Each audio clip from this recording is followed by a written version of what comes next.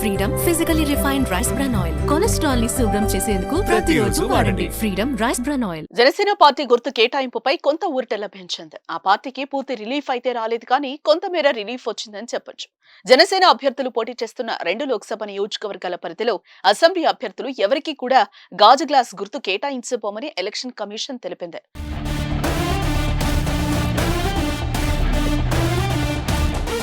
Janasena MLA అభ్యర్థులు ఉన్న చోట వేరే ఎంపీ అభ్యర్థులకు గాజు గ్లాస్ గుర్తు కేటాయించమని ఈసీ స్పష్టం చేసింది.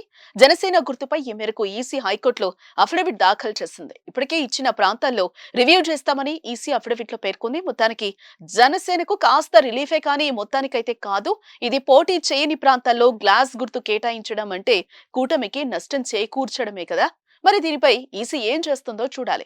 కొంతమంది ఇండిపెండెంట్లకు గాజు గ్లాస్ గుర్తు కేటాయింపు కలవరానికి గురి చేస్తోంది. జనసేన అభ్యర్థులు పోటీ చేసే స్థానాల్లో మిగతా ఎవరికీ ఆ గుర్తు కేటాయించమని ఈసీ చెప్పింది. అయితే టీడీపీ, జనసేన ఒకే చోట పోటీ చెయ్యు. ఎందుకంటే ఆ 2 పార్టీలు పొత్తులో ఉన్నాయి కనుక. జనసేన మొత్తం మీద 21 స్థానాల్లోనే పోటీ చేస్తుంది. 10 చోట్ల బీజేపీ అభ్యర్థులు పోటీ చేస్తున్నారు. మిగతా స్థానాల్లో అంటే 144 స్థానాల్లో టీడీపీ అభ్యర్థులు బరిలో ఉన్నారు. ఆయా స్థానాల్లో ఎవరికైనా గాజు గ్లాస్ గుర్తు కేటాయిస్తే టీడీపీ అభ్యర్థులకు నష్టం కలిగించే అంశమే. మరి దీనిపై కూడా ఈసీ ఊరట ఇచ్చేలా నిర్ణయం ఇవ్వాలని కూటమి నేతలు భావిస్తున్నారు.